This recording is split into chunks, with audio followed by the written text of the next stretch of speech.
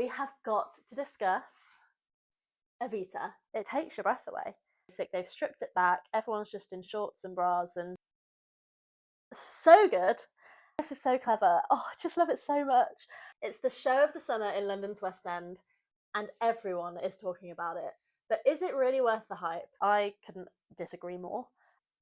So clever. Let's chat. So let's start off by talking about what is Evita? What is Evita all about? Where does this story come from? And how is it translated into a musical? So Evita is based off of true historical events, and it tells the story of Ava Duarte. She's an illegitimate child, brought up in the countryside of Argentina, and she has big dreams to be an actress. From a young age, Ava has always had negative views on the upper class, or even the middle class. There's a line in the musical where she says, "Screw the middle classes, I will never accept them, and they will never deny me of anything again." And then she goes on to say, "My father's other family were middle class, and we were kept out of sight, hidden from view at his funeral." And this is a true story. She works her way up to eventually get to Buenos Aires in Argentina. It's the big city, and she has big dreams. She wants to be an actress, she wants to be a star. She gets a huge slot on the radio, and she's getting to be a pretty successful actress, and she ends up going to a ball, and there she meets the future president of Argentina.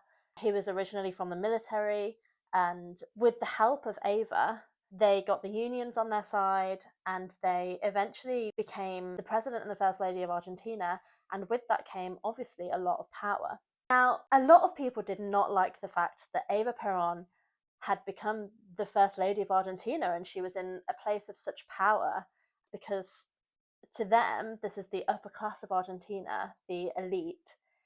They thought she was not good enough to be hanging out with them. So Ava faced a lot of backlash, but as you'll remember, from being a child, Ava Duarte did not like the upper classes, and she carried those views throughout her life, all the way until she was the first lady of Argentina. She had a huge passion for helping the poor, the descamisados, they called them, the shirtless ones.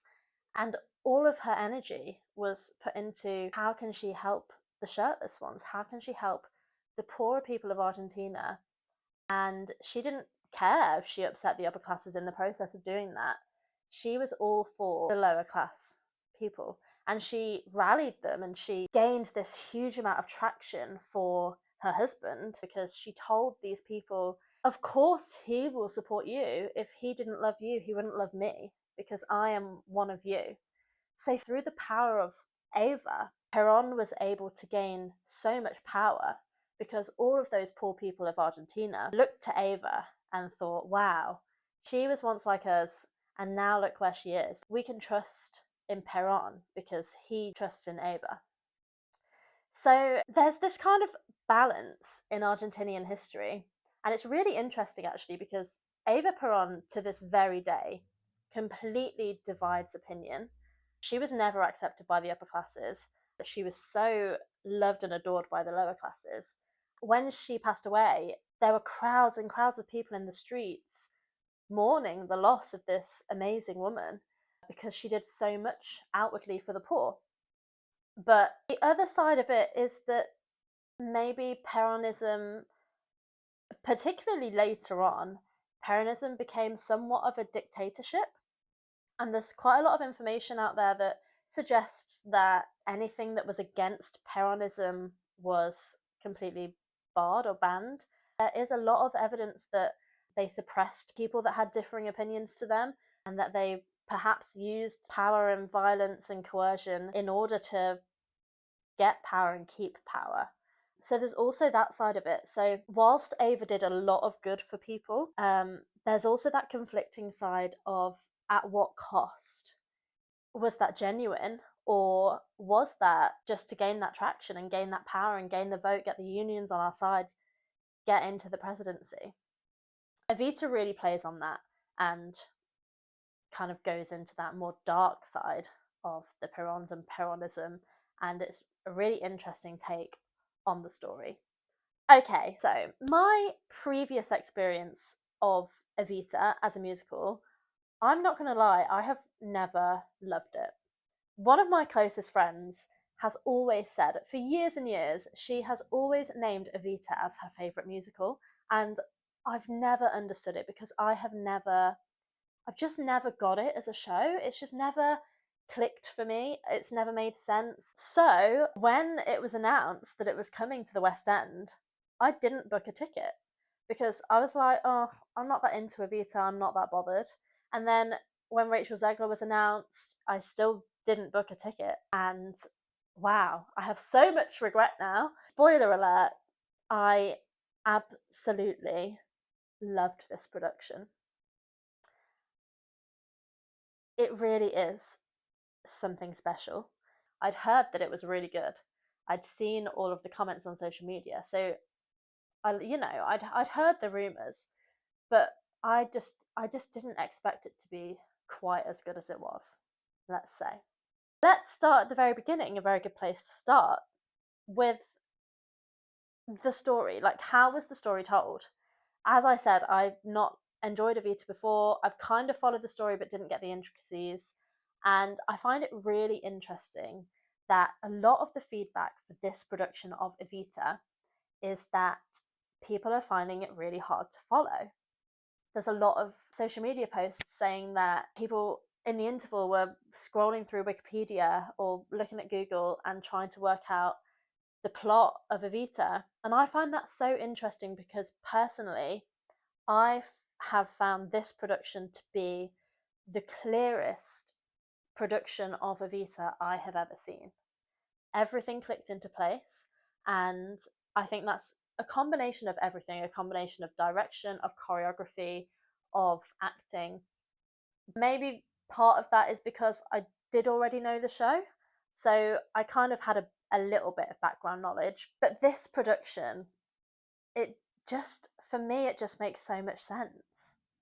I don't know what Jamie Lloyd has done to it, but considering it is so stripped back, somehow it makes more sense to me than it ever has before. I think that's really remarkable. So, the production obviously is in Jamie Lloyd's signature style, which again, I've seen loads of negative comments about this, but I mean, every director has a signature style, don't they? Whether that's film, TV, theatre, it's a signature style and it's what they're known for. So, of course, Jamie Lloyd as a director has his own signature style. The way that he has used that to reinvent this musical, I think, is brilliant. I think what he has done with the musical, the symbolism that he uses, the ideas that he has, the way that he has brought this story to life, and he has emphasized and brought out those like intricacies in the story is really remarkable. And he has done that purely through direction. He's not using any set or any costumes to help tell the story. The story is being told purely from the movement on stage. It is incredible. Alongside that, the choreography is also really helping to tell the story. The choreography is some of the best choreography I have perhaps ever seen. The movement on stage, it's so slick and so dynamic, and that's obviously helped by an incredible ensemble cast. But the movement on stage 100% helps to tell the story, and it feels like the choreography and the direction just work so seamlessly together. I absolutely love the way that every single beat of this music is accounted for. I can't even properly describe the joy that the choreography brought me. It brings in so many elements of dance. So you have like that real Latin American feel.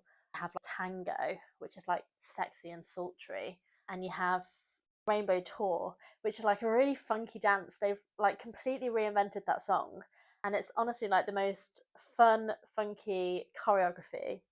But it really like the choreography really takes you on a journey, and it feels so different through the show.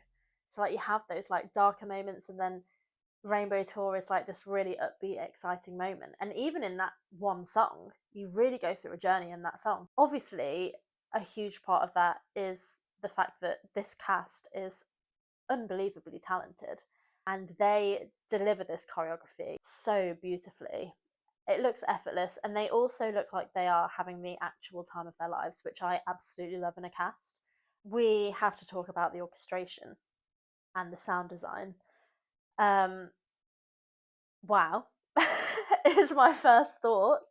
I wow, I mean, I love a show that is loud. I absolutely love to be sat in my seat ready for a show, for the lights to go down and the orchestra to start, and for it to take my breath away and give me goosebumps and give me that lump in my throat.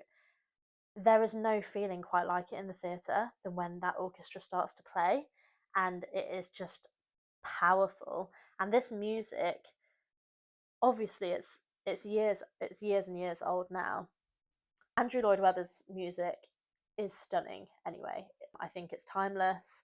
Um, he writes a really good musical. So to hear such a gorgeous score played by this incredible 18-piece orchestra, and for it to feel so loud, it completely fills the London Palladium auditorium.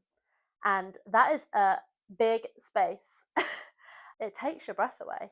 And that's what theatre is all about. It feels like a really special moment.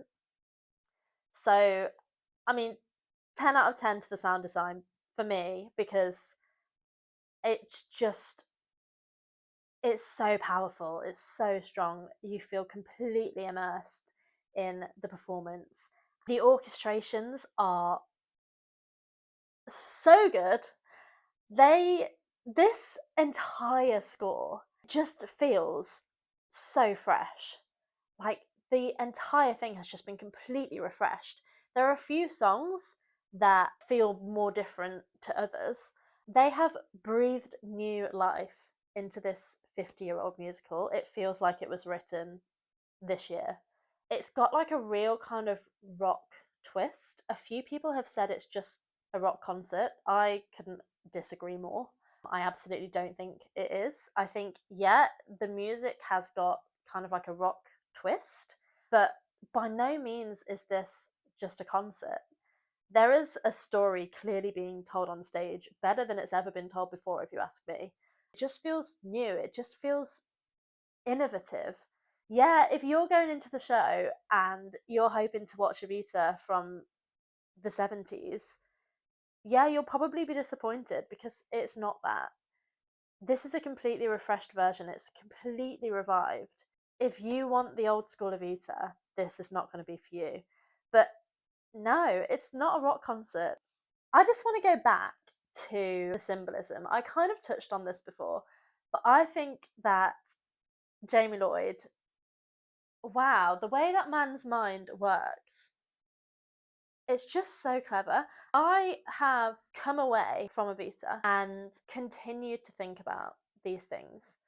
And it's small things that maybe not everyone would notice, but if you really delve into it, the symbolism that Jamie Lloyd has put into this production is incredible.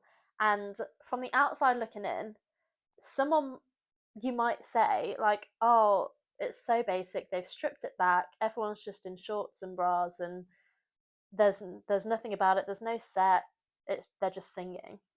It is so much more than that, and it's in the little things where you really notice it.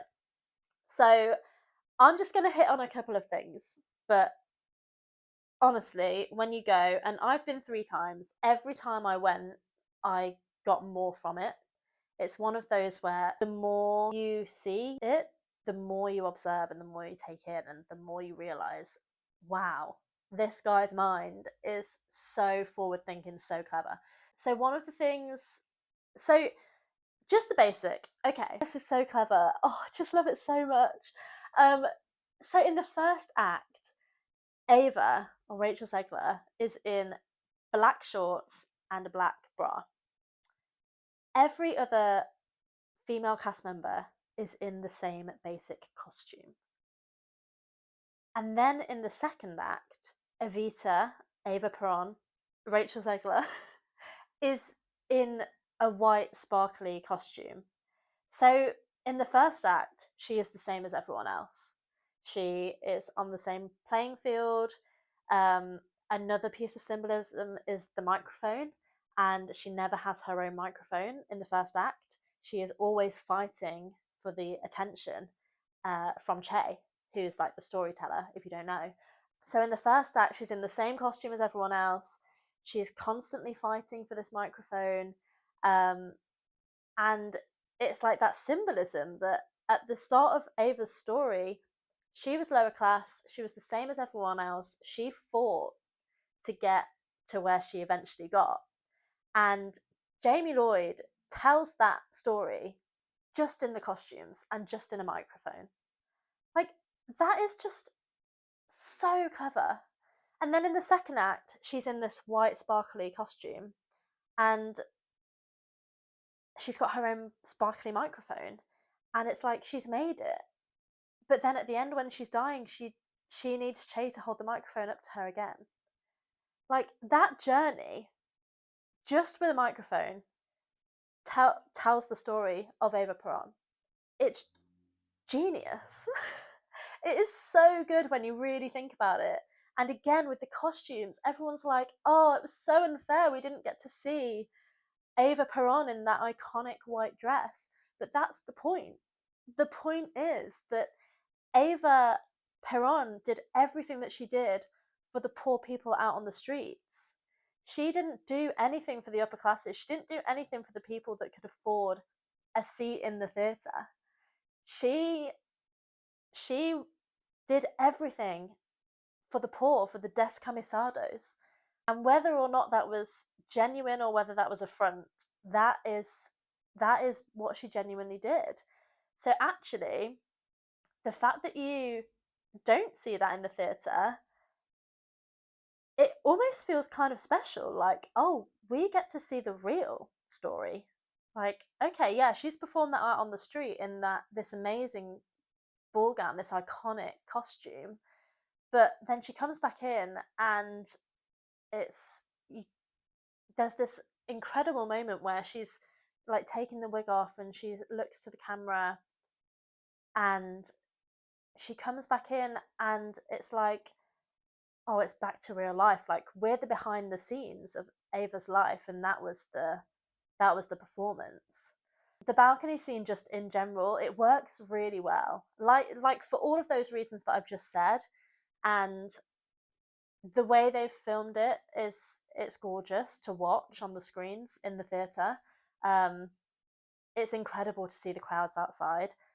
The crowds outside the London Palladium, every performance, they're like 1,500, 2,000 people every night watching this performance. And when the camera pans to the crowd, you hear everyone inside like, wow, that is incredible. It feels like a glimpse into history, into the real life Eva Peron when she went onto her balcony and she spoke to the people, and you're kind of seeing that from inside the theatre. It works really well, and you don't at all feel like you're missing out. I didn't feel hard done by at all. You hear the sounds gorgeous, everything sounds gorgeous. You see it on screen, and it's really cinematic. It's beautifully shot. It feels so much more special than if she just sang it on stage in the theatre. It just adds a whole extra level and a whole extra meaning to that song. And again, it's genius. It's so good. There's so many things, honestly, in the show that I could go into. I don't want to give away loads of spoilers. There's other things. There's like the use of balloons. There's young Ava. There is the wig. There's a few things. Well, there's loads of things dotted throughout the performance that are these kind of like symbols with much greater meaning behind them, and it's just incredible. Honestly, the symbolism, the way that Jamie Lloyd has thought So much further than just looking at the score, looking at the lyrics. Tim Rice's lyrics, by the way, absolutely gorgeous. Again, they had never made sense to me before. It just had never clicked for me. I sometimes found the lyrics and the music a bit clunky. It didn't feel like it flowed very well. But with these new orchestrations and just the way that this production has been put together, like, it all just clicks so much better for me now. Jamie Lloyd's direction and Fabian Aloise's choreography take this score and lyrics so much further than they have ever been before. It's so interesting what they have managed to achieve with it and how much more they have been able to kind of dig under the surface. It's almost like they've read in between the lines and dug deeper into this story, and the way that they have translated that onto the stage is just gorgeous. So, last but most definitely not least is the cast. I mean, wow. I don't think there is one weak member of this cast, and that is including the incredible swings. One of the performances that I saw, actually, every single swing was on, and they were just phenomenal. They were incredible. So every single member of this cast is at the absolute top of their game. I think the thing that really shines through with this production, looking at the cast as a whole, is the energy. Not one member of that cast looks like they can't be bothered to be on stage. There is so much energy coming from every performer. The enthusiasm, I think you can see that they all absolutely love what they're doing, and that radiates off the stage, and it's contagious. You feel that. You feel that energy in the room, and they are so clean. It's so slick and clean. The choreography is so beautifully and effortlessly performed throughout this entire show by the entire cast. Hi, it's me. It's later on, and I've just realised that I didn't even mention the lighting in this production. Wow, the lighting design deserves a whole section by itself. It is adding to the story. It has got the wow factor. It is honestly, like, mesmerising. Okay, so when we're talking about this production, we of course have to talk about Rachel Zegler. Rachel Zegler is playing the title role. She's playing Eva Peron, or Evita, and her casting in this production has been widely talked about. Prior to me seeing this, I wasn't a Rachel Zegler fan. I didn't know a huge amount about her, but after seeing this, I mean, you can call me Rachel Zegler's number one fan. That woman has so much talent. It is mind blowing. She's only 24 years old, and she she might have the best voice I've ever heard live.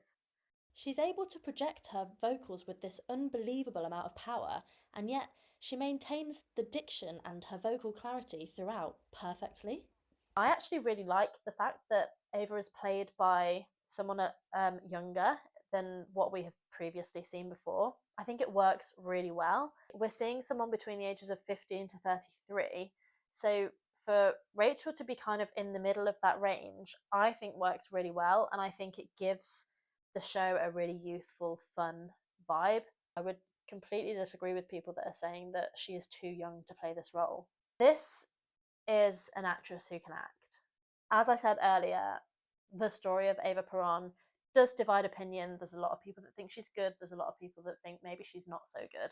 And Evita plays more to the not so good side, particularly this production of Evita. And I think Rachel does that so well. I think you can really see those two sides of her, and I think she helps to tell that story. Like, the intricacies in her acting, they bring out that kind of more sinister side of Ava without being really obvious. It's just kind of that, like, underlying thread throughout the performance. She also looks like she is having the time of her life on stage. As I said, the whole cast look like they do, but she is magnetic. You just can't take your eyes off her on stage. People have been saying on social media that she is a generational talent. I couldn't agree more. I think we'll hear Rachel Zegler's name for a long time to come. I think this is just the start. I hope that we see more of her in musicals on stage, because we can't be deprived of that. You can't talk about this production without also talking about Diego. Where is he? Diego, who plays Che, Diego Andre Rodriguez. He has such a powerful, rocky, raspy voice, and it is just perfect for Che, because it kind of brings out that grittiness, the people of Argentina, the grit and the determination and the anger that he kind of displays on stage. He is like this ominous figure at times. But then at the same time, he also brings that humorous side. He just has this perfect balance of Che. He tells the story so well, and he kind of always grounds the audience. So while Eva Peron and Juan Peron are kind of pretending everything is great, Che is always there to remind you of what's going on under the surface, behind the scenes. And I just think he is a brilliant constant through the show. And he tells that story so well. It's so clearly told. And alongside that, his movement and his vocals are just flawless.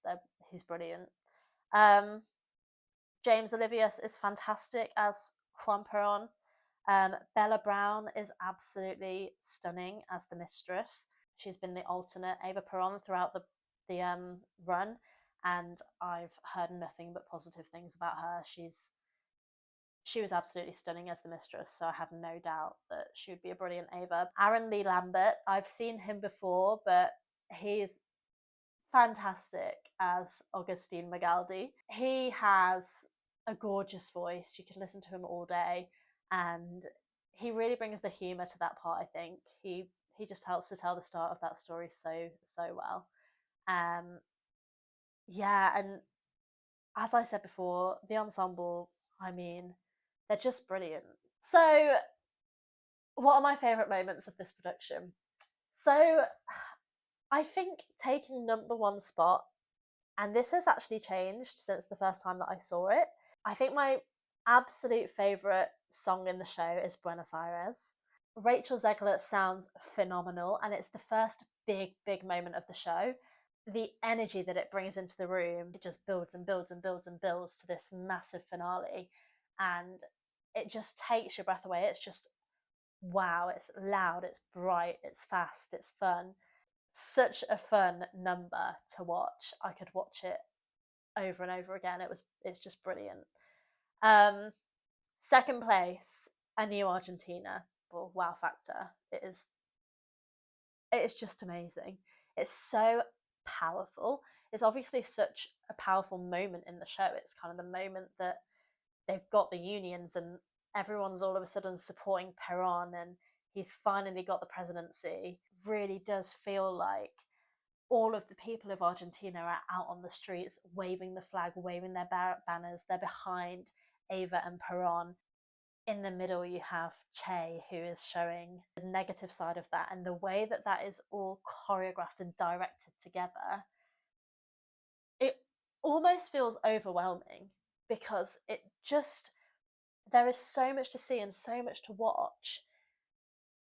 It is such a spectacle to end Act One that you genuinely go into the interval feeling speechless.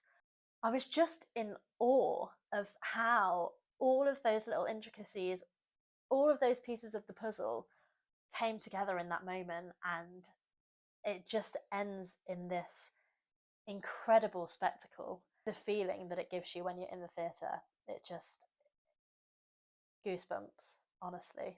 My final, I've given you a top three. My number three is Rainbow Tour. It's so much fun. It feels so fresh. The like new orchestration with it and the choreography, it is so like funky and fun. It's a moment that has never ever stood out to me before, but It just feels like there's so much energy, so much enthusiasm, so much fun. And it also tells a really interesting story of how she starts this tour and everything is brilliant. And then as they go through the tour, things kind of turn.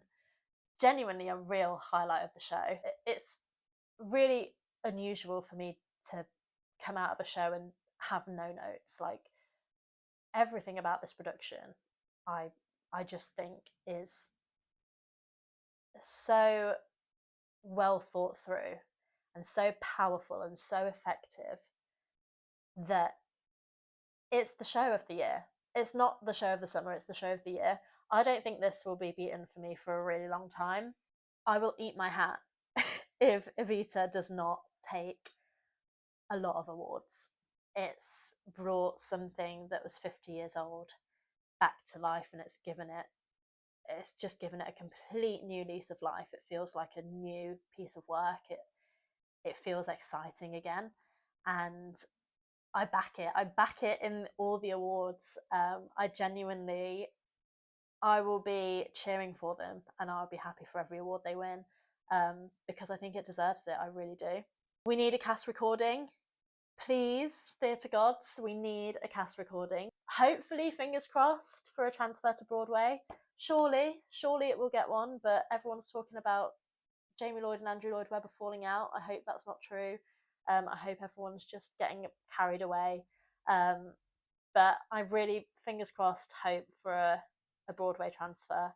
Will I fly over to New York and see it? Maybe. I, for one, am hoping for more Jamie Lloyd and Andrew Lloyd Webber collaborations. This is so exciting. This feels really exciting to be in this era of these classic musicals with this gorgeous music and lyrics. And we're seeing them being completely reimagined. It feels like such an honour and a privilege to be a part of that, to be able to be in the theatre and enjoy that. If I have learned one thing from Evita, it is to book the tickets. Even if you don't think you like the show, just book the tickets. I have so much regret. I could have. The thing about everyone is getting cross that about dynamic pricing and that ticket prices have got so high. And yes, they are ridiculously expensive now. Even in the last 2 weeks, they have jumped even more. Now, for the last kind of 10 days, tickets are on for £400 and they're not going below 300. So it has got ridiculous now. However, that being said, I had to pay a lot of money for a ticket, more than I would ever normally pay for a ticket ever. And I think I only have myself to blame. When the tickets first went on sale, they were on sale for reasonable prices. They offered key worker discounts, they offered £25 tickets. They've been doing the lottery all the way through the run, so if you win the lottery, you can get £29.50 tickets for the next week. They're offering the standing tickets, which is why I was able to see it in the first place. £29.50 standing tickets at the back of the stalls, and the view is incredible. Unfortunately, it seems to be harder to get a standing ticket now than it is to get a ticket to Glastonbury. I don't know what's going on there. You know, the opportunities were there, and it's a business at the end of the day. Producers, if they've got the means to be able to do dynamic pricing and they can put the ticket prices up when they know people will pay it, and people are paying it, people are paying £400 for tickets, of course they're going to do that. It has been really accessible if you've taken the opportunities when you could. Anyway, I think that's everything. I didn't even finish my tea, but thank you so much for joining me. I really hope that I can do more of these. I would love to talk about more theatre and review more shows. And I want it to just be fun. I just want it to be relaxed.